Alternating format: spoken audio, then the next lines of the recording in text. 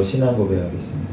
전능하사 천지를 만드신 하나님 아버지를 내가 믿사오며 그 외아들 우리 주 예수 그리스도를 믿사오니 이는 성령으로 잉태하사 동정녀 마리아에게 나시고 본디오 빌라도에게 고난을 받으사 십자가에 못 박혀 죽으시고 장사한 지 사흘 만에 죽은 자 가운데서 다시 살아나시며 하늘에 오르사 전능하신 하나님 우편에 앉아 계시다가 저리로서 산자와 죽은 자를 심판하러 오시리라. 성령을 믿사오며 거룩한 공예와 성도가 서로 교통하는 것과 죄를 사하여 주시는 것과 몸이 다시 사는 것과 영원히 사는 것을 믿사옵나이다. 아멘.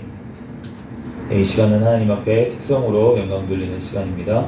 우리 김규선 사모님, 김규선 사모님, 네.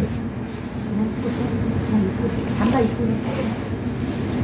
네, 추우니까 괜찮습니다. 나오실 거예요.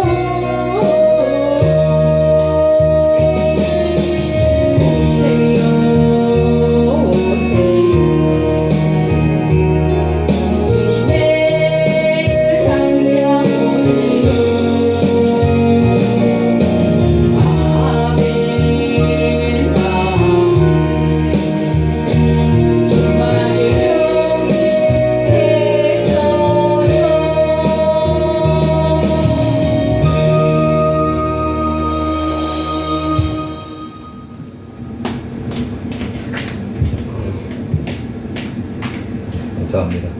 네, 오늘 주신 하나님 말씀은 마태복음 2장 1절에서 12절까지 말씀입니다.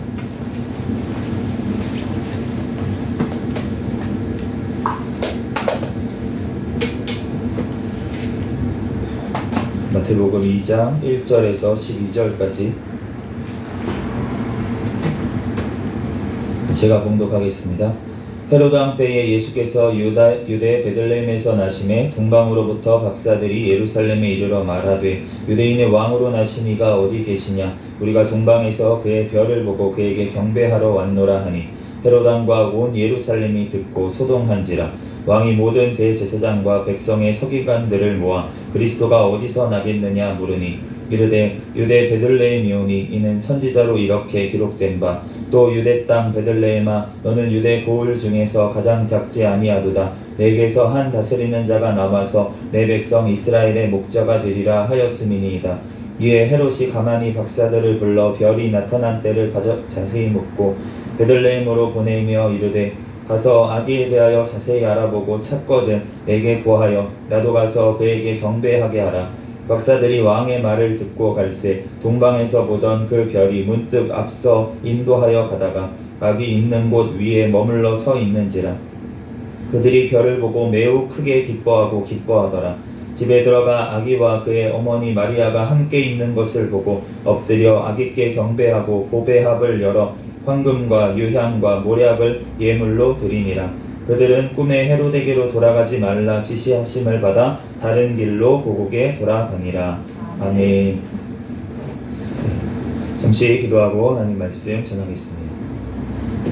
할렐루야. 사랑과 은혜가 많으신 하나님 은혜와 사랑에 감사합니다. 주님께서 함께하여 주셔서 오늘도 또한 이렇게 수요 예배로 하나님 앞에 영광 돌릴 수 있도록 은혜 내려주신 하나님 감사합니다. 하나님 우리들 또한 모든 죄악들은 이 시간 예수 그리스도의 보혈의 피로 정결하게 씻어주시고 이 시간 거룩하신 하나님 앞에 신령과 진정으로 예배드리는 이 시간 되게 하여 주시옵소서. 부족한 종을 단위에 세우셨사오니 모든 허물들은 십자가대에 감춰주시고 오직 예수 그리스도의 말씀만 이 시간 선포되어지게 하여 주시옵소서. 모든 걸 주님께 맡기오며 거룩하신 예수 그리스도의 이름으로 기도합니다. 아멘.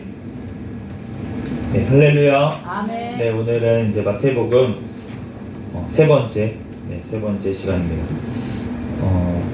지난 시간에는 이제 예수님의 족보에 대해서 요셉을 통한 다윗의 자손으로서의 그런 족보에 대해서 이제 나와 있고, 그리고 1장의 후반절에는 이제 예수님께서 태어나셨을 때 이제 성령으로 잉태된 사건에 대해서 이제 나와 있습니다. 오늘 2장 이제 말씀에 보면은 이제 예수님께서 어린 시절에 이제 동방박사가 찾아왔던 그러한 기사에 대해서 이제 오늘 본문 말씀에 나와 있어요.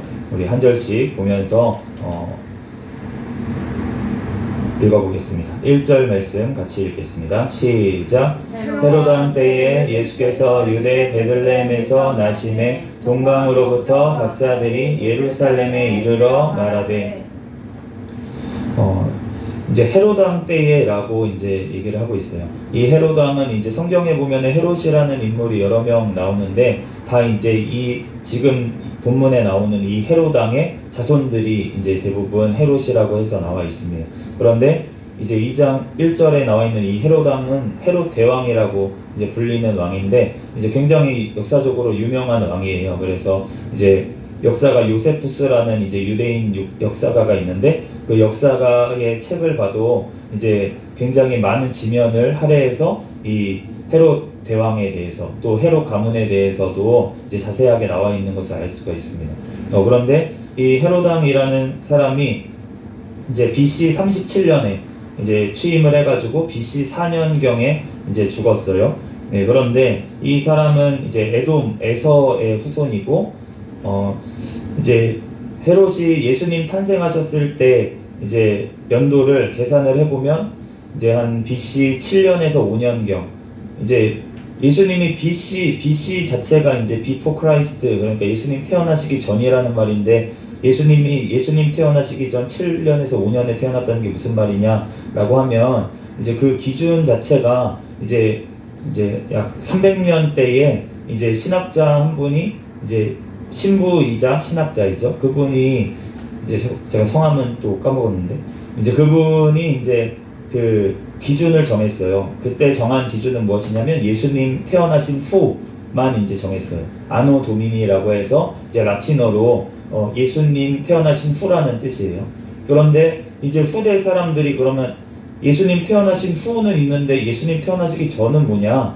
그래서 이제 영어를 사용하는 사람들이 이제 BC라고 한 거예요. Before Christ라고 영어로 이제 예수님 태어나시기 전이라고 이제 그 기준을 이제 기준 정한 거를 기준으로 이제 정했는데, 이제 후대에 저희 이제 신학자들이 많이 연구를 했을 거 아니에요. 예수님 언제 태어나셨지?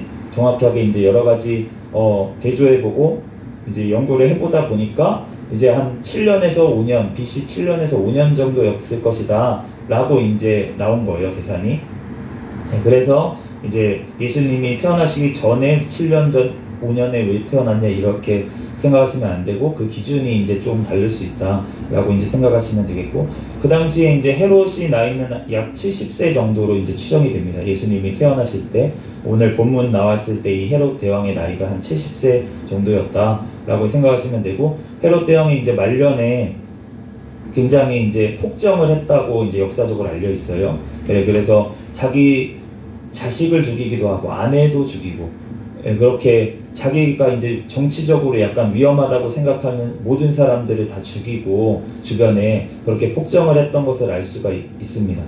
그래서 이 헤롯 대왕이라는 사람이 이제 우리가 이때 예수님께서 이제 활동하셨을 당시에 예루살렘 성전을 건축한 사람이기도 해요. 그 당시에 있었던 성전을. 그래서 이제 유대인들의 환심을 사기 위해서 성전 공사를 굉장히 오랜 시간 동안에 걸쳐서 성전을 다시 재건을 했는데, 그럼에도 불구하고 유대인들은 이 헤롯 대왕을 이제 에돔 출신이라고 해서 인정하지도 않고, 그러면서 이 사람은 이제 또 로마의 눈치는 눈치대로 보고, 이렇게 중간에서 그러한 상황에서 이제 여러 가지로 정신적으로 조금 문제가 있었던 것 같습니다.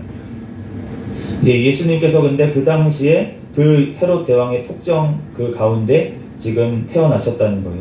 유대 베들레헴에서 지금 나셨다라고 이제 말씀하고 있습니다. 이 베들레헴이라는 곳은 예루살렘에서 남쪽으로 약 이제 7km에서 10km 정도 이제 떨어진 곳에 있는데, 이제 떡집이라는 뜻이고, 이제 구약 성경에 보면은 에브라 또는 에브라다 이런 말로도 이제 나와 있는 도시입니다. 우리가 잘 알기로는 이제 다윗의 고향으로 잘 알고 있죠. 이제 이 당시에 유대 베들레헴에서 예수님께서 나셨다는 거예요. 그런데 이 당시에 어떤 일이 있었냐면 동방으로부터 이제 박사들이 예루살렘에 찾아왔다라고 이제 얘기하고 있습니다. 이 동방으로부터 온 박사들에 대해서는 여러 가지 이제 신학자들도 설이 있는데, 그런데 이제 동방이 이제 뭐 지금의 이란 지방, 이제 페르시아다 이런 설이 가장 이제 유력한 설인 것 같아요. 그런데 그 이유가 무엇이냐면 마고이라는 이 지금 헬라어가 아니고 이제 마고이라는 이 단어 자체가 이제 페르시아의 이제 단어이기 때문에 이 헬라어 성경에 보면은 마고이라고 되어 있거든요. 그래서 이제 페르시아 사람일 것이다라고 이제 생각을 하고, 이제 이 사람들이 굉장히 예루살렘에 왔는데 소동할 정도로 굉장히 어떤 큰 무리를 이끌고 왔을 것이다라고 이제 생각을 합니다. 그리고 이제 별을 연구하는 이제 학자들이었다라고 이 본문을 보면 우리가 알 수가 있고, 이제 굉장히 그리고 상류층이었던 것을 알 수가 있어요. 왜냐하면 헤롯 대왕이 영접할 정도니까 이제 아무나 만나주지 않잖아요, 왕이라는 사람들을. 그런데 이 먼 길을 온 이 사람들을 만나줄 정도의 이제 굉장히 예물도 많이 이렇게 싣고 오고, 이제 재력도 있고, 이제 낙타를 또 많이 끌고 이제 종들도 많이 왔을 거로 예상이 돼요. 그러니까 이제 이 왕이 헤롯 대왕이 지금 영접을 한 것을 알 수가 있습니다. 2절 말씀 읽어보겠습니다. 시작. 유대인의 왕으로 나신 이가 어디 계시냐? 우리가 동방에서 그의 별을 보고 그에게 경배하러 왔노라 하니. 이제 동방에서 별을 보고 이 사람들이 왔대요. 이걸 통해서 우리가 별을 연구하는 사람들이었다라고 이제 생각을 할 수가 있겠죠. 그런데 요즘 이제 천문학이 워낙 발달을 하다 보니까 이제 천문학도 발달하고 또 컴퓨터도 굉장히 발달을 했잖아요. 그러다 보니까 이제 시뮬레이션이라는 걸 할 수가 있어요. 시뮬레이션이라는 건 뭐냐면 이제 실제로 이제 그 상황에 놓이지 않더라도 어떠한 상황이었는지를 이제 미리 컴퓨터로 볼 수가 있는 거예요. 그런데 이제 저희가 이제 이 천문학자들이 지금 이제 연구를 하다 보면은 별의 움직임에 대해서 굉장히 관심이 많습니다. 그 당시에도 이 별의 움직임에 대해서 이 지금 동방 박사들도 별의 움직임을 보고 그리고 예수님을 이제 찾아왔잖아요. 네, 그것처럼 지금도 이제 별의 움직임을 연구하고 이러시는 분들이 천문학자분들이 있는데 이제 그런 분들 중에 이제 별을 연구하다 그러면은 이제 별이 굉장히 특이한 현상들이 벌어질 때가 많이 있어요. 그래서 이때 도대체 무슨 일이 있었길래 이런 이런 일이 벌어지나라는 거를 이제 컴퓨터에 그런 자료들이 다 있잖아요. 이제 천문을 관측한 자료들이 다 있어요.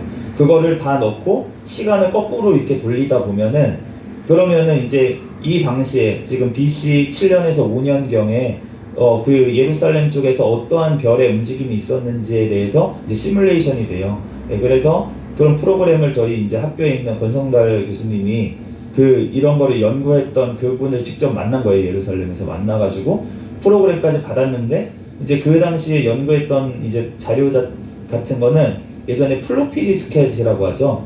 그런 이 젊으신 분은 알지도 못하는 CD 이전 거는 알지도 못하죠. CD 전에 이제 플로피 디스크라고 해서 이렇게 있어요. 그런 게 있었어요. 네, 그런 거에 이제 있다 보니까 요즘은 그런 거를 읽을 장치도 많지도 않고 컴퓨터가 대부분 CD 뭐 아니면은 마이크로 SD 뭐 이런 거를 넣고 쓰는 시대니까 이제 USB나 그런데 그런 것들이 아니라 이제 아무튼 그거를 보기는 지금 어렵다고 하시는데 어쨌든 그 연구에 따르면 그런 거를 보면은 그 당시에 예루살렘에 화성 이제 목성하고 토성하고 이러한 행성들이 잘 안 모인대요. 이제 천문학적으로. 그런데 그게 한 자리에 모이는 그런 현상이 이 당시에 BC 한 7년경에 있었다고 하더라고요. 그 시뮬레이션에 따르면. 그러니까 그 당시에 별이 이렇게 그 행성들이 이 항성이라고 하죠. 항성들이 이렇게 모여 있는 이러한 현상이 진짜 이제 거의 지구에서 관측하기가 굉장히 어려운 그러한 일인데 그 당시에 벌어졌다는 것이에요. 그러니까 그거를 보고 이 지금 천문학자들이 왔을 것이다 라고 이제 예상을 하는 분들도 있습니다. 그런데 어쨌든 뭐 그렇든 저렇든 네, 어쨌든 그 별을 보고 그에게 경배하러 왔노라 라고 얘기를 하고 있는 거예요. 그런데 우리가 창세기 1장 14절 말씀에 보면은 하나님께서 이 별들과 그 다음에 이런 것들을 만드시면서 하나님께서 친히 이런 거에 대해서도 징조를 주시겠다고 그렇게 말씀을 하셨어요. 이제 창세기 1장 14절 말씀에 보면 하나님이 이르시되 하늘에 궁창에 광명체들이 있어 낮과 밤을 나뉘게 하고 그것들도 징조와 계절과 날과 해를 이루게 하라. 이제 계절과 날과 해 이거는 이제 무슨 말인지 알겠는데 징조라고 이제 말씀을 하셨잖아요. 그러니까 어떠한 미리 일어날 일들에 대해서 어떤 징조를 보일 때 하나님께서 이 별들을 사용을 하시겠다라고 말씀을 하셨다는 거예요. 그러니까 하나님께서 이 별 지금 어떤 그 예수님께서 태어나실 때 이 별이 이런 현상을 통해서 예수님께서 오신다는 징조를 지금 이방 사람들도 알 수 있도록 별을 연구하던 이 천문학자들이 알 수 있도록 하셨다는 것입니다.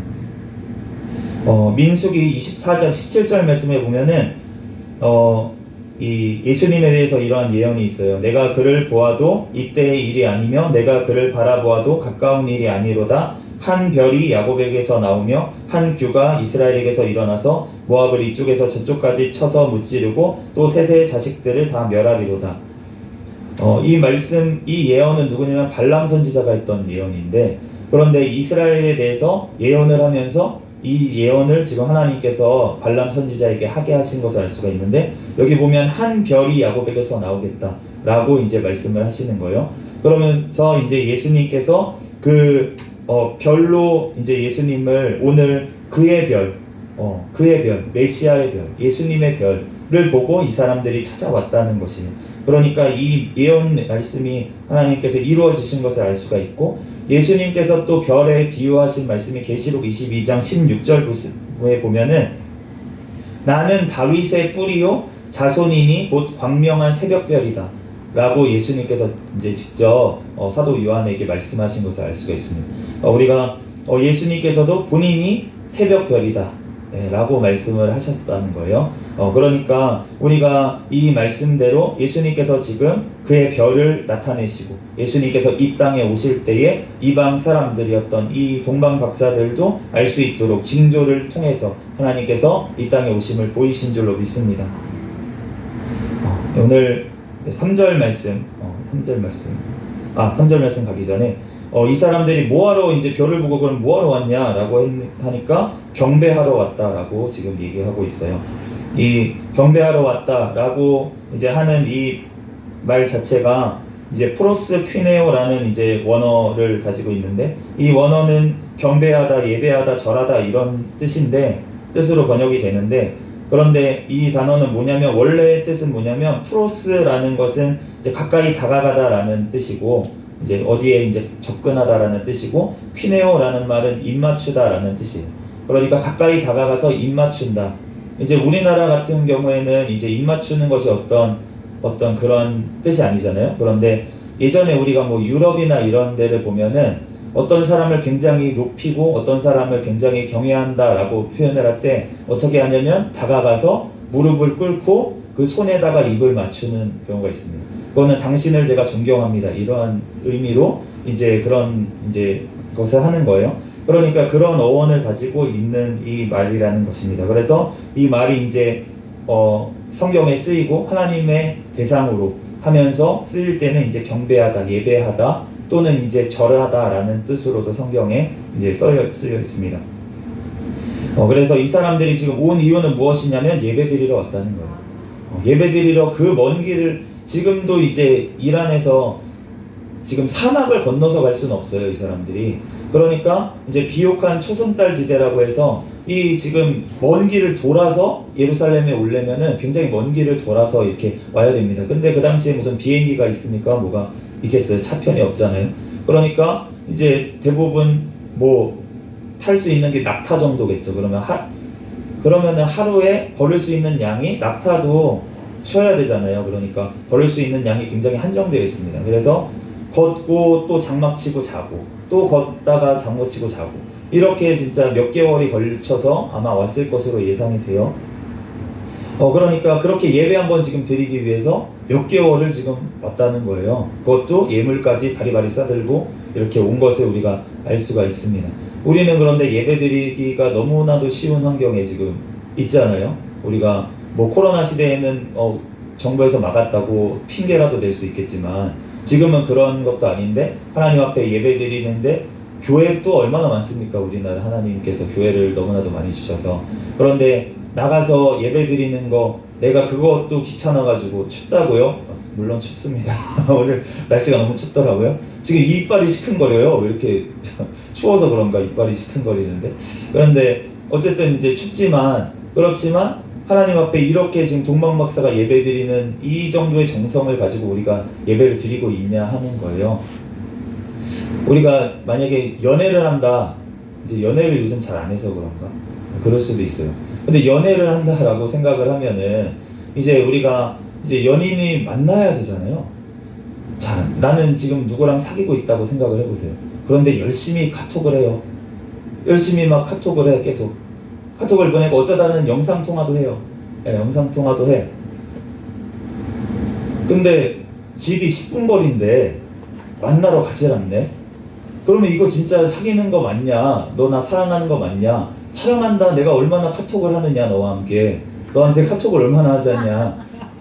영상통화도 했잖아. 오늘도 했잖아 영상통화. 그런데 왜 너 나 사랑하는 거 안 믿어?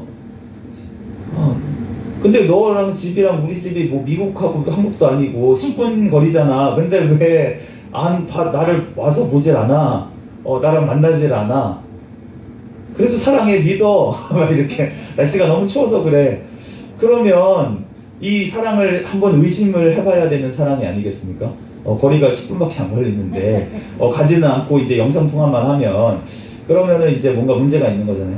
우리가 하나님 앞에 예배드리는 상황이 너무 어려워서 진짜 코로나 시대에 이제 그러한 의미로 예배를 안 드리신 분들도 못 드린 교회들도 있어요. 그러니까 진짜로 이제 전염병이 퍼지고 이런 것들을 막기 위해서 교회가 먼저 솔선수범해야 된다 네, 그런 마음으로 이제 먼저 그렇게 조치를 취하고 온라인으로 예배를 드리고 이런 교회들이 있단 말이에요. 그런 마음의 중심이 하나님께 속해 있다면은 저는 그것이 잘못됐다고 얘기하고 싶진 않습니다. 그런데 지금 이렇게 어디든 가시잖아요, 지금. 이제 실내 마스크도 이제 조금씩 풀리고 있는 이 상황 가운데 내가 하나님 앞에 예배 드리는데 아직도 온라인으로만 예배를 드리고 있다라고 하면 이거는 정말 하나님을 내가 사랑하는지에 대해서 하나님께서 한번 물어보실 것 같아요. 그리고 각자도 한번 물어봐야 될 것 같아요. 내가 정말 하나님을 사랑하는가? 아니면은 내가 정말로 하나님 앞에 정말 사랑한다면 우리 하나님의 몸인 공동체인 교회에 나와서 하나님 앞에 예배드리는 게 저는 당연하다고 생각이 드는데 우리가 예전에 이제 연극 배우 한 분 송승환이라고 하는 이제 배우신데 연극 원래 하시다가 이제 탤런트도 하셨는데 TV 배우도 하시다가 이제 그런데 연극을 더 많이 사랑하시는 이분인 것 같은데 이제 이분이 이런 인터뷰를 하시더라고요. 이제 코로나 시대의 인터뷰였어요. 이제 코로나 시대인데 이제 연극 이런 데 굉장히 어려웠잖아요. 연극이나 뮤지컬이나 이런 것도 굉장히 공연 쪽도 굉장히 어려웠었는데 그런데 지금 이렇게 어려운데 이런 그 미디어도 이제 점점 발달하고 이런 시대에 이렇게 연극을 계속 하시고 하는 이유가 무엇입니까? 라고 이제 얘기를 하니까 그분이 하신 말이 아무리 화면으로 영화로 이렇게 보더라도 이 진짜 배우들하고 이렇게 진짜 침이 튀고 정말 이렇게 숨이 섞이고 이런 정말 생동감이 있고 이러한 곳의 현장에 나와서 실제로 이 연기를 보는 것과 그 화면으로 보는 것들은 천지 차이라는 거예요. 그렇기 때문에 이 연극을 버릴 수가 없고 나는 연극을 사랑하고 이 코로나 시대이지만 그럼에도 불구하고 나는 연극을 이렇게 계속 이제 제작하고 이렇게 하고 있다라고 얘기를 하시더라고요. 근데 그런 거 보면서 참 내가 먼저 반성이 되고 정말 우리가 하나님 앞에 예배드린다. 우리가 정말 연극을 하고 이렇게 정말 꾸며낸 이야기를 정말 이렇게 전달하는 이런 배우분들도 이렇게 먼저 만나서 이렇게 소통하고 진짜 피부로 느끼고 이런 것들이 다르다는 거를 이렇게 얘기를 하는데 우리가 진짜 살아계신 하나님을 예배드린다고 물론 하나님께서 온라인 중에서도 우리가 전화 통화를 중에서도 하나님께서 역사하시고 하나님께서 일하실 수 있죠. 하나님은 어디든 계시니까요. 그렇지만 우리가 하나님의 몸된 교회라는 것은 무엇이냐면 하나님의 몸된 그 교회라는 것은 하나님의 그 사람들이 모인 곳이 교회인 줄로 믿습니다. 아멘. 우리가 집에서도 모일 수 있죠. 그래서 가정에서도 예배 드려야 됩니다. 그렇지만 우리가 하나님 앞에 모여서 한 사람이라도 더 모여서 하나님 앞에 예배 드릴 때 하나님께서 더 기뻐하시고 하나님께서 더욱더 큰 은혜로 우리를 채워주실 줄로 믿습니다. 지난 주일에 이제 한번 예배를 드리는데 이제 우리 성도분이 한 분이라도 더 왔을 때 더 하나님께서 정말 은혜를 더 주시는 것 같은 거예요. 제가 설교를 하면서도 은혜를 받고 그러니까 또 은혜를 끼칠 수가 있고 이렇게 되더라고요. 우리가 한 사람이 너무나도 천하보다 귀중하고 한 사람이 더 나와서 하나님 앞에 예배 드릴 때 정말로 하나님께서 더욱더 기뻐하실 줄로 믿습니다. 이 3절 말씀 읽어보겠습니다. 시작. 헤롯 왕과 온 예루살렘이 듣고 소동한지라. 이 소동한지라라는 이제 말이 이제 굉장히 흥분했다. 이제 그리고 뒤흔들어지다 라는 뜻도 있는데 괴롭게 하다라는 이제 의미도 있어요. 왜 소동을 했을까라고 생각하면 아까 전에 잠깐 말씀드린 것처럼 헤롯 대왕이 폭정을 했던 왕이라고 굉장히 폭력적인 왕이었다고 이제 말씀을 드렸습니다. 그러니까 이 왕이 지금 메시아 얘기만 나오면은 이 사람이 미치는 거예요. 그러니까 나 대신 세워지는 왕 얘기, 유대인의 왕 이런 단어만 들으면은 이 헤롯 대왕이 막 자기 아들이든 부인이든 누구든 상관없이 지금 막 죽이고 이러하는 폭정을 했던 지금 상황이기 때문에 이 지금 동방에서 온 사람들이 와가지고 메시아를 찾는 거예요. 그러니까 유대인의 왕으로 나신 이가 어디 있냐고 지금 찾으니까 온 예루살렘이 지금 소동한 이유는 지금 헤롯의 폭정이 다시 시작될까봐 예루살렘 거의 주민들도 더 이제 막 이렇게 흥분을 하고 또 이렇게 괴로워하고 소동했다는 것입니다. 그러니까 우리가 정말 예수님이 다시 오시는 날에도 아마 마찬가지일 거예요. 예수님이 다시 오시는 날에 그 오시는 날은 예수님께서 심판하러 다시 오시잖아요. 그러니까 이 땅에는 죄악이 더 만연할 수밖에 없고 더 이제 이 땅이 더 악해질 수밖에 없고 그리고 예수님의 예자만 들어도 이제 더 핍박을 하는 시대가 올 것입니다. 그런데 그러한 시대가 왔을 때 우리가 그러한 시대가 오는 것이 두려워가지고 예수님 오시지 마세요 이러고 있지는 않은지 지금 예수님이 오심으로 인해서 이 소식만 들었는데도 이 헤롯 대왕에 의해서 더 이제 난리가 나고 핍박이 오는 이 상황 가운데 예루살렘 주민들이 싫어했다는 거예요. 이거를 메시아에 대해서 관심도 없고 싫어했다는 것입니다. 내 삶이 그냥 평안했으면 좋겠는데 그런데 내 삶이 그냥 흔들리고 내 삶에 어떤 고난이 오고 이런 것들이 그냥 싫어서 예수님이 오시는지 마시는지도 전혀 관심이 없었다는 거예요. 우리도 그러고 있지는 않나. 정말 세상과 짝해서 우리가 하나님의 나라, 하나님이 다시 오심에 대해서는 전혀 천국에 대해서는 관심도 없고 이 땅에서 내가 평안하기만을 바라고 있지는 않은지 우리가 한번 하나님 앞에서 생각해 봐야 될 것 같습니다. 4절 한번 읽어보겠습니다. 시작. 왕이 모든 대제사장과 백성의 서기관들을 모아 그리스도가 어디서 나겠느냐 물으니 이 헤롯 대왕이 이제 대제사장 그리고 백성의 서기관들을 모았다 그러는데 이제 원어에 보면은 대제사장들이라고 나와 있어요. 그런데 이제 구약 성경에 보면은 대제사장은 원래 한 명이었거든요. 그런데 이 당시에는 이 대제사장들이라고 하는 사람들은 이제 예전에 구약 시대의 그 대제사장하고 다르게 그 사내들린 공의회 우리가 예수님을 십자가에 못 박으라고 이제 헤롯에게 넘겨줬던 그 사내들린 그 공의회 사람들 그 사람들은 대부분 사두개인들이었어요. 이제 사두개인들은 대부분 로마와 결탁을 해가지고 이제 권력을 장치하고 종교적이나 아니면은 이제 성전 중심으로 활동을 하면서 이렇게 성전에서 매매하는 것들을 뒤에서 이제 봐주고 이렇게 하면서 그 이익을 챙기고 이 로마에 또 이제 바치면서 자기네들의 어떤 자리들을 기득권을 유지하고 있던 이 사람들이 이제 사두개인이면서 사내들린 공의회 이제 위원들이었다는 것입니다. 이런 사람들이 이제 모았어요. 그리고 서기관들, 이 서기관들이라고 하는 거는 원래 회당에서 이제 하나님의 말씀을 읽어주고 이랬던 이제 율법학자들을 얘기를 하는데 대부분의 사람들은 이제 바리새인들이었습니다. 이 사두개인과 바리새인들은 서로 앙숙이었어요. 서로 굉장히 싫어하는 사람들이었는데 이런 사람들을 지금 다 불러 모았다는 거예요. 헤롯 대왕이. 왜 모았냐면 그리스도가 어디서 나는지 물으려고 지금 나왔다.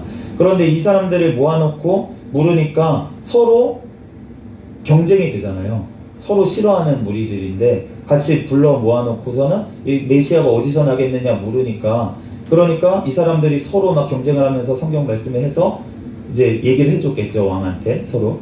그래서 이제 5절 말씀 한번 읽어보도록 하겠습니다. 시작. 이르되 유대 베들레헴이오니 이는 선지자로 이렇게 기록된 바 6절까지 또 유대 땅 베들레헴아 너는 유대 고을 중에 가장 작지 아니하도다 내게서 한 다스리는 자가 나와서 내 백성 이스라엘의 목자가 되리라 하였음이니이다.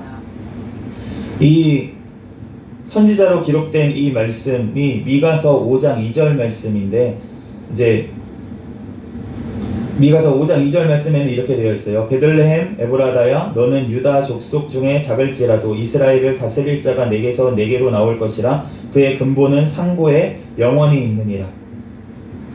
이 베들레헴이라는 땅이 아까 전에도 봤지만 이제 다윗의 고향이기도 한데 또 어떤 곳이냐면 라헬이 죽었던 곳. 성경에 가장 먼저 나오는 거는 이제 야곱의 부인이었던 라헬이 죽었던 곳이고 또 우리가 그 룻기를 보면은 나오미하고 룻이 이제 돌아왔던 곳이 또 베들레헴인 것을 우리가 이제 알 수가 있죠.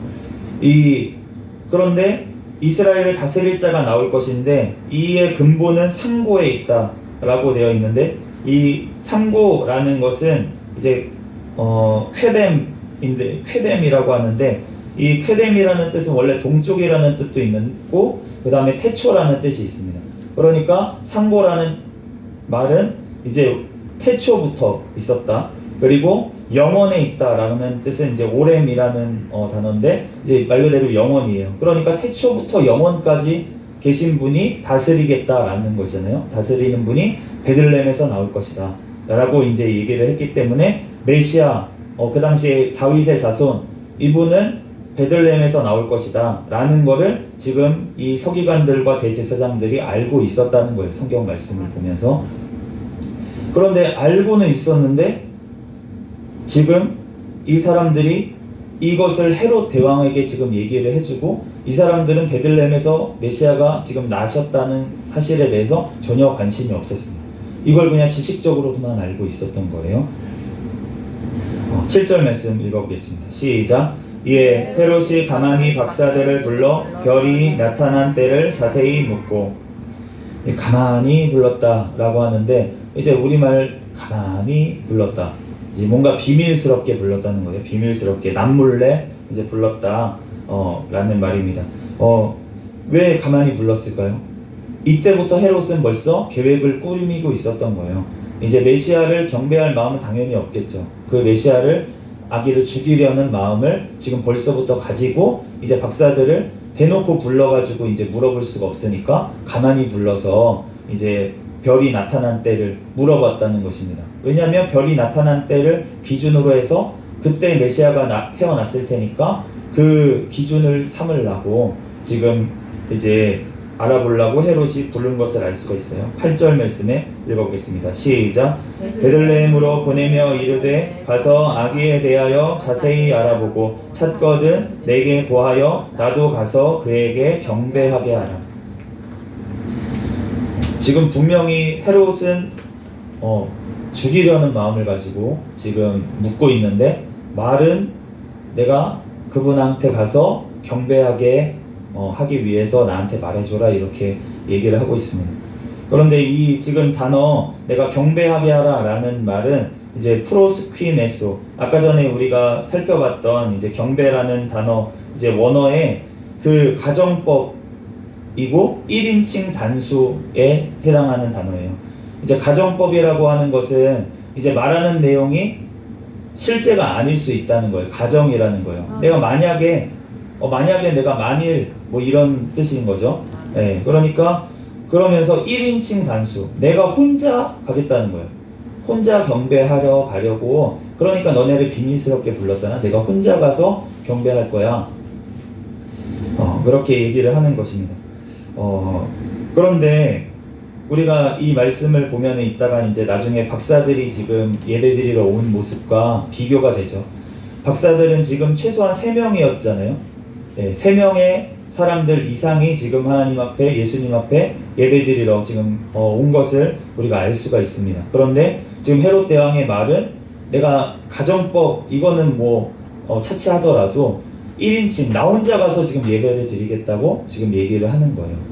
우리가 하나님 앞에 예배 드리는 게 나 혼자 신앙생활을 하면은 참 어려운 경우가 많이 있습니다. 우리가 혼자서 믿음을 지킨다는 것은 굉장히 어려운 일이에요. 우리가 하나님 앞에 정말 믿는 그 하나님의 백성들이 모여있는 그 공동체에 우리가 속해 있어야 우리가 하나님 앞에서 믿음을 지키고 이렇게 나아갈 수가 있지, 내가 아무리 믿음 좋다고 해도 나 혼자 신앙생활하고 나 혼자 생활을 해가지고 그 믿음을 유지하기라는 너무나도 어렵다는 것입니다. 네, 그렇기 때문에 예수님께서도 말씀하신 부분이 뭐냐면 2-3사람 이상 내 이름으로 모인 곳에 나도 그들 중에 있겠다. 2-3사람 이상 모인 곳에 있다고 하시는 거예요. 하나님의 이름으로 모인 곳, 2-3사람 이상이 모인 곳에 함께 계시겠다.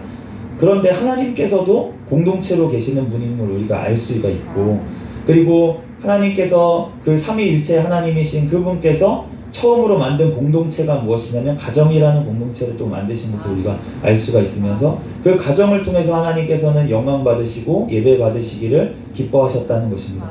혼자 독처하는 것이 옳지 않아 보여서 그래서 돕는 배필을 하나님께서 직접 지으셨잖아요. 그러니까 우리가 혼자서 내가 뭘 하겠다라고 하는 것은 굉장히 그만인 거예요. 그러니까 우리가 하나님 앞에서 예배 드리는 것도 우리가 하나님 앞에 정말 모여서 하나님 앞에 예배 드리고, 또 만약에 상황이 안 돼서 온라인으로 예배를 드리고 가정에서 예배 드리더라도 나 혼자 드리는 것이 아니라 우리 가족이 함께 모여서 하나님 앞에 예배 드릴 때 하나님께서 기뻐 받으시는 예배가 될 줄로 믿습니다.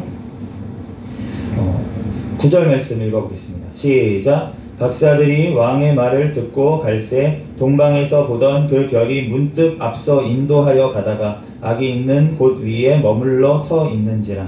10절도 읽겠습니다. 그들이 별을 보고 매우 크게 기뻐하고 기뻐하더라. 매우 기뻐하고 기뻐했다. 그런데 매우 크게 기뻐하고 기뻐했다.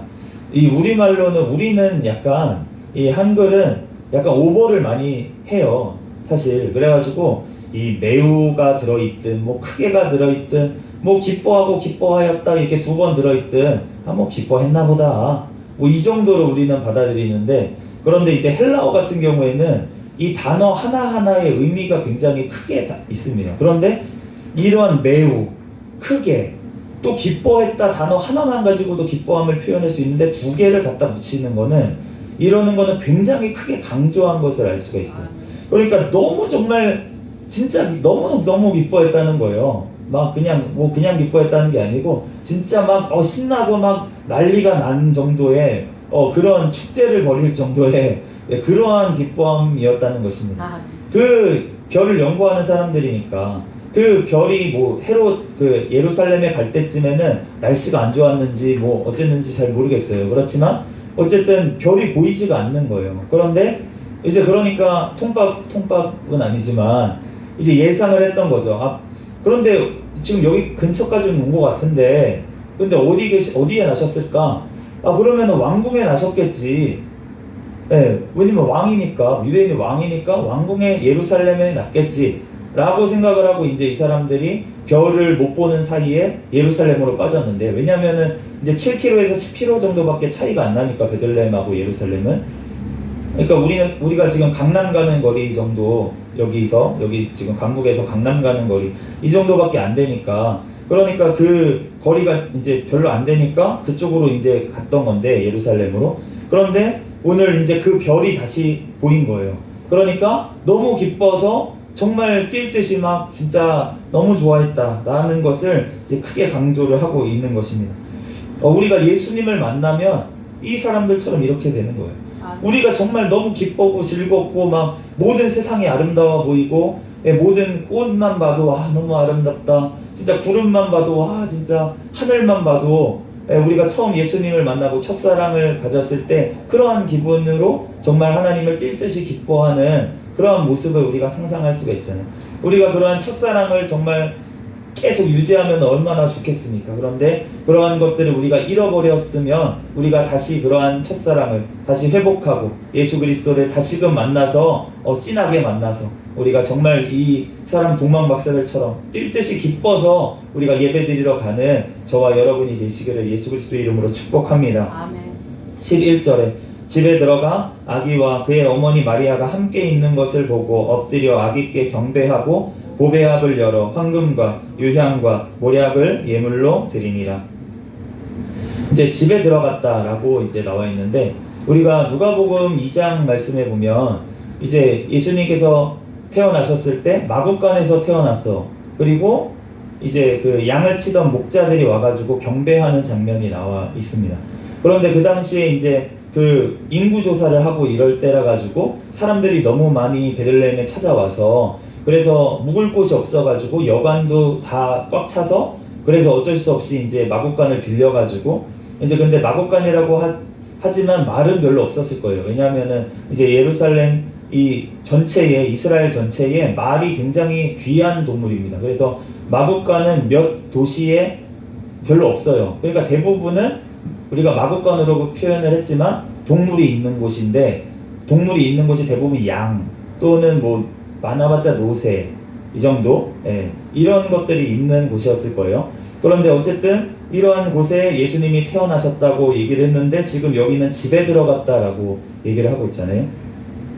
그러니까 누가복음에 이제 보면은 예수님께서 태어나시고 이 지금 목자들이 와가지고 경배를 했습니다. 그 여관의 그 마구간이라는 곳에 있다가 그 다음에 이제 8일 만에 이제 예루살렘에 올라가가지고 정결 예식을 하러 올라갔다는 기사가 나와 있어요. 그러니까 예수님이 할례를 행하기 위해서 예루살렘에 이제 8일 만에 다시 올라갔다는 거예요. 그런데 올라갔다가 그러면은 이제 어디로 갔느냐라고 했을 때 이제 보면은 마태복음하고 누가복음하고 뭔가 다른 얘기를 하고 있는 것처럼 우리가 생각될 수가 있지만, 이게 지금 그렇게 얘기한 이유는 무엇이냐면 생략되어 있는 거예요. 그런 부분들이 다 얘기할 필요가 없으니까. 그렇게 하나하나 다 얘기하면은 지금 성경 지면이 부족하지 않겠습니까? 그러니까 어떠한 목적을 가지고 지금 하나님께서 마태복음하고 누가복음을 다르게 작성을 하게 하셨다는 거예요. 그런데 지금 마태복음에서 그러면은 집에 들어갔다라는 말은 무엇이냐면 지금 시기를 볼 수가 있어요. 우리가 그 베들레헴에서 머문 기간이 우리가 얼마인지는 정확히 알 수가 없습니다. 사실. 왜냐하면은 그 베들레헴이라는 곳이 인구조사를 하러 요셉이 그쪽으로 갔다라고 했잖아요. 그러니까 요셉이 그 동네가 고향일 거예요. 이제 친척들도 많이 있겠죠. 그러니까 그 당시에 머물 곳이 별로 없었는데 처음에는 인구조사 때문에. 그런데 일정 기간이 지나고 나서는 거기에 이제 머물고 있었다는 거예요, 베들레헴에. 그러한 상황에서는 이제 친척집도 있었을 거고, 여러 가지 이제 어느 집에 이제 머물 만한 곳이 있었을 것입니다. 그때에 그러니까 동방 박사가 찾아왔다는 거예요. 왜냐하면은 그걸 또 알 수 있는 게 예수님의 정결 예식을 할 때 집비둘기 새끼 2마리를 이제 잡아서 드렸거든요. 근데 그런 집비둘기 새끼를 잡아서 드린 거는 굉장히 가난한 집. 그러니까 원래는 이제 양이나 소나 이런 거를 잡아서 드려야 되는데 굉장히 가난한 집이었기 때문에 비둘기를 지금 드린 것을 알 수가 있는데, 만약에 지금 이 동방 박사들이 와가지고 뒤에 보면은 예물을 가지고 왔잖아요. 예물을 가지고 황금과 모략과 이런 것들을 유양 이런 것들은 굉장히 비싼 물건이었어요. 그렇기 때문에 만약에 정결 예식 전에 이 동방 박사들이 왔으면 그러면은 양이나 이런 것들을 사가지고 황금을 팔아서라도 사서 이제 드렸을 수가 있겠죠. 그런데 그렇지 않은 것을 봤을 때에도 정결 예식 후에 다시 베들레헴에 돌아와가지고 이제 지내고 있을 때 이제 아기도 너무 어리니까 어디 크게 돌아다니기가 힘든 상황이잖아요. 아기를 데리고 이제 정결 예식 때문에 어쩔 수 없이 베들레헴까지 갔다 왔지만, 그렇기 때문에 이제 그쯤이었다라고 이제 생각을 하시면 될 것 같습니다. 여기서 이제 이 세 사람이 와서 드린 예물이 뭐냐면 황금하고 유향하고 모략인데, 이제 전통적으로 우리가 이 세 가지는 의미가 있다라고 생각을 해요. 그래서 이 황금 같은 경우에는 우리가 구약 성경에도 보면 이제 왕의 어떤 왕관이라든지 어떤 왕과 관련된 모든 것들에 대해서 황금을 쓰는 경우가 많이 있습니다. 그리고 황금이 굉장히 귀한 물건이었기 때문에 그렇기 때문에 그것이 이제 왕을 상징한다. 예수 그리스도의 왕이심을 이제 상징한다라고 볼 수가 있겠고, 이 유향이라고 하는 물건은 우리가 성경에 보면은 대부분 하나님 앞에 향을 피워서 올려드릴 때 쓰던 것, 그리고 향수를 만드는 재료에 쓰는 것이 이제 유향입니다. 그러니까 유향이라고 하는 것을 하나님께서는 원래 사람에게 쓰지 말라고 그렇게 얘기를 하셨어요. 구약 성경에서는 하나님께만 올려드려라. 너네가 임의로 냄새 맡고 좋아하라고 향 만들지 말고 하나님 앞에만 올려드려라 라고 얘기를 하셨는데, 그런데 어쨌든 이 유향이라고 하는 것은 하나님 앞에 제사 드리는 곳에서 분향단에서 이제 하나님 앞에 올려드리던 것이기 때문에 하나님의 임재 그리고 신성을 이제 얘기한다, 예수 그리스도의 라고 이제 볼 수가 있겠고, 이제 모략 같은 경우에는 이제 그 당시 애굽에서 우리가 요셉이나 이런 사람들을 미이라 만들 때 썼던 것이 이제 모략이라고 하는 것인데, 이 모략이라고 하는 것은 방부제 역할을 또 하고, 그래서 이제 있던 장례를 치를 때 이제 쓰던 것이기 때문에 이제 죽음을 나타내고 예수 그리스도께서 이제 사람의 몸으로 오셔서 죽으심을 이제 나타낸다라고 볼 수가 있겠습니다. 12절 말씀 이제 마지막 절 읽어보겠습니다. 시작. 그들은 꿈에 헤롯에게로 돌아가지 말라 지시하심을 받아 다른 길로 고국에 돌아가니라. 아멘. 지금 이 동방 박사들이 헤롯에게로부터 왔던 길, 예루살렘에서 베들레헴으로 가는 길은 족장의 길이라고 불리는 그 길이에요. 우리가 성경에 나와 있는 구약 성경에 족장들이 이제 다녔던 길, 그러니까 이렇게 이동했던 헤브론에서 뭐 이렇게 예루살렘, 베들레헴 뭐 해가지고 이렇게 다녔던 길이 있어요. 그 산지에 있는 길이에요. 산 이제 좀 높은 쪽에 있는 길. 그래서 굉장히 큰 길은 아니고, 그래서 군사가 다니기에는 좀 불편한 길이고, 그렇지만 이제 성경에 나와 있는 이런 인물들이 다녔던 길이라고 해서 족장의 길이라고 이름을 붙였는데, 그 길 말고 지금 그 길로 왔었거든요. 근데 그 길 말고 반대쪽으로 다른 쪽으로 돌아서 가라고 얘기를 했다는 거예요. 그래서 아마 예상되기로는 사해 남쪽으로 해서 이제 사해를 둘러서 가는 길로 해서 아마 다시 고국으로 돌아가지 않았을까라고 예상을 합니다. 우리가 그 동방박사는 지금 하나님 앞에 예수 그리스도께 예배를 드리러 왔어요. 그리고 헤롯은 하나님 예수 그리스도를 비방하고 죽이려고 지금 오려고 하고 있습니다. 그러니까 우리가 그 하나님을 비방하고 그런 사람들과 같이 우리가 같이 있으면 안 되는 거예요. 우리가 뭐 그렇다고 뭐 세상에서 살지 말고 예수님 비방하는 사람 그런 뜻이 아니고, 우리가 그 길에 서지 말라고 하는 것은 같이 있지 말라 이런 뜻이 아니고, 우리의 마음 중심이 하나님을 향해 있으라는 뜻입니다. 세상을 향하지 않고 그 가치관에 우리가 속하지 않고 세상의 가치관과 다르게 예수 그리스도를 길로 놓고 오직 그분을 진리로 따르면서 그 길로 나가라는 거예요. 네, 그렇기 때문에 우리가 오늘 두 가지 예배를 살펴봤는데, 말로만 하는 예배, 예루살렘에서 내가 경배 드리러 간다, 그리고 혼자서 드리려고 하는 그 예배, 그 예배는 하나님께 온전히 드려지기가 어렵다는 거예요. 그런데 오늘 동방박사 세 사람이 이렇게 와서 하나님 앞에 예배 드린 것, 실제로 베들레헴에 찾아가서 먼 길을 찾아가서 예물을 또 가지고 드리면서 그렇게 정성껏 하나님 앞에 예수님께 예배를 드렸던 이 동방박사의 예배처럼 우리가 정말 하나님 앞에서 예배 드리는데, 우리가 공동체로 모여서 이 세 사람이라는 게 참 성경의 3이라는 숫자가 우리 하나님도 세 분이시기 때문에 우리가 그 하나님을 우리가 3이라는 숫자를 굉장히 좋아하는데, 우리가 하나님 앞에 그렇게 예배 드릴 때 공동체로 모여서 우리가 예배 드릴 때 하나님께서 그 예배를 기뻐 받으시고, 하나님께서 정말 그 예배를 통하여 하나님께서 영광을 받으시고 우리를 축복하시는 줄로 믿습니다. 우리들 하나님 앞에 정말로 온전한 예배, 정말 말로만 또 내 정성 아무것도 없이 드려지는 그러한 예배가 아니고, 하나님 앞에 내 마음과 뜻과 정성, 내 힘을 다해서 하나님을 사랑한다면 그 사랑의 표현으로 드려지는 예배, 정말 하나님께서 기뻐 받으시는 예배, 정말 우리가 하나님 정말 나를 주목해서 보실 정도로 정말 간절하게 드려지는 그 예배를 드리는, 정말 감사로 예배 드리는 저와 여러분이 되시기를 예수 그리스도의 이름으로 축복합니다. 잠시 기도하고 말씀 마치겠습니다. 할렐루야. 사랑과 은혜가 많으신 하나님 감사합니다. 주님 함께하여 주셔서 오늘 또한 베들레헴과 또한 예루살렘을 아버지 하나님 또한 중심으로 하나님 헤롯과 또한 아버지 동방박사의 하나님 서로 다른 예배를 봤습니다. 하나님 우리들 하나님 앞에 말로만 또한 아버지 하나님 아무런 정성도 없이 하나님 형식적으로 하나님 아버지 하나님 또한 혼자서 아버지 드려지는 예배가 아니라 하나님 앞에서 아버지 공동체로 모여서 하나님 앞에 또한 정성껏 아버지 하나님 예물을 준비하여 또한 우리의 시간과 우리의 또한 아버지 몸을 들여서 하나님 앞에 온전히 예배드릴 수 있는 우리의 삶이 되게 하여 주시옵소서. 그럴 때 하나님께서 영원한 길로 아버지 하나님 우리를 아버지 하나님 예수 그리스도로 아버지 인도하실 줄로 믿습니다. 우리들 아버지 그 예수님만 높이며 예수님만 길로 놓고 아버지 따라갈 수 있는 우리의 삶이 되게 축복하여 주시옵소서. 모든 걸 주님께 맡기오며 거룩하신 예수 그리스도의 이름으로 기도합니다. 아멘.